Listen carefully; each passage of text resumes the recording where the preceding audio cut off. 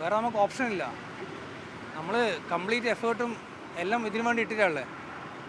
ആ റാങ്ക് ലിസ്റ്റിൻ്റെ ഒരു പ്രതീക്ഷയിലാണ് നമ്മൾ മുന്നോട്ട് പോകുന്നത്. എപ്പോഴെങ്കിലും വിളിക്കുന്നില്ലേ. ശരിക്കും റാങ്കുകളൊക്കെ വെച്ചിട്ടിപ്പോൾ അപ്പോയിൻമെൻറ്റ് നടക്കേണ്ട സമയമായി. പിന്നെ ആദ്യം പറഞ്ഞത് 6th വർക്കിംഗ് ഡേ കഴിഞ്ഞു, സ്റ്റാഫ് ഫിക്സേഷൻ കഴിഞ്ഞു, ജൂലൈ 15 സ്റ്റാഫ് ഫിക്സേഷൻ കഴിഞ്ഞു. എന്നിട്ടും എത്ര ആൾക്കാർ കറക്റ്റ് അഡ്വൈസ് വേണം എന്നൊന്നും ഒരു കറക്റ്റായിട്ടുള്ള കണക്ക് എഡ്യൂക്കേഷൻ ഡിപ്പാർട്ട്മെൻറ്റ് പുറത്തു വിടുന്നില്ല. അതെന്താ, നമുക്കതിനെപ്പറ്റി ക്ലിയർ ആയിട്ടുള്ളൊരു ഐഡിയ അവർ തരണം. എല്ലാ സ്കൂളുകളിലും റിട്ടയർമെൻറ്റ് ഉണ്ടാവുമല്ലോ, സ്വാഭാവികമായിട്ട് റിട്ടയർമെൻറ്റ് ഉണ്ടാവും, പ്രൊമോഷൻസ് ഉണ്ടാവും, HM പ്രൊമോഷൻസ് ഉണ്ടാവും.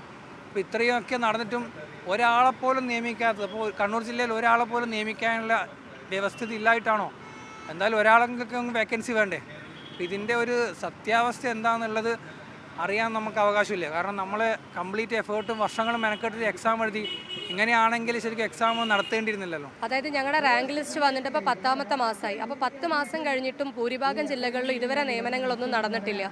ഒരുപാട് പ്രാവശ്യമായി ഞങ്ങൾ എഡ്യൂക്കേഷൻ മിനിസ്ട്രിയും CMനെയും പോയി കാണുന്നത്. അപ്പോൾ പോയി കാണുന്ന സമയത്ത് നോക്കാൻ പരിഗണിക്കുക എന്നല്ലാതെ അതിലപ്പുറം ഒരു മറുപടി ഞങ്ങൾക്ക് കിട്ടുന്നില്ല. ഒരുപാട് MLAമാരുടെ സപ്പോർട്ടോടു കൂടി തന്നെയാണ് ഞങ്ങൾ പോകുന്നത്. പക്ഷേ എന്നിട്ട് പോലും ഗവൺമെൻറ്റിൻ്റെ ഭാഗത്തുനിന്ന് ഒരു പരിഗണനയും കിട്ടാത്തൊരു സിറ്റുവേഷനാണ് ഇപ്പോൾ നിലവിൽ. അപ്പോൾ അതിൻ്റെ ഭാഗമായിട്ടാണ് ഞങ്ങൾ ഈ അനിശ്ചിതകാല സമരം സ്റ്റാർട്ട് ചെയ്തിട്ടുള്ളത്. ഞങ്ങളുടെ ഏറ്റവും വലിയ പ്രശ്നം എന്ന് പറയുന്നത് ഡിവിഷൻ ഫോളാണ്. തസ്തിക നഷ്ടപ്പെട്ടുകൊണ്ടിരിക്കുകയാണ്.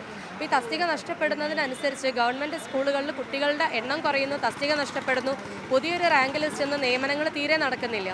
നിലവിലുള്ള അധ്യാപകരെ തന്നെയാണ് ഇങ്ങനെ പുനർവിന്യസിച്ചുകൊണ്ടിരിക്കുന്നത്. ഇങ്ങനെ പോയി കഴിഞ്ഞാൽ ഒരു കാലത്ത് ഗവൺമെൻറ് സ്കൂളിലേക്ക് ഇനിയൊരു റാങ്ക് ലിസ്റ്റിൽ ഒരു നിയമനം നടക്കാത്ത സിറ്റുവേഷനിലെത്തും. അപ്പോൾ മൊത്തം എല്ലാ ജില്ലകളിലും ഒരു നിയമനം നടക്കാത്തൊരു സിറ്റുവേഷനാണുള്ളത്. എത്ര കാലം ഗവൺമെൻറ് ഇങ്ങനെ ഒരു സിസ്റ്റം കൊണ്ടുപോകും? PSC അടുത്തൊരു നോട്ടിഫിക്കേഷൻ വരുന്നു പറയുന്നു. അപ്പോൾ ഇനിയൊരു നോട്ടിഫിക്കേഷൻ വന്ന് വീണ്ടും ഉദ്യോഗാർത്ഥികളുടെ ജീവിതം ബുദ്ധിമുട്ടിലാക്കുക ചെയ്യുന്നത്.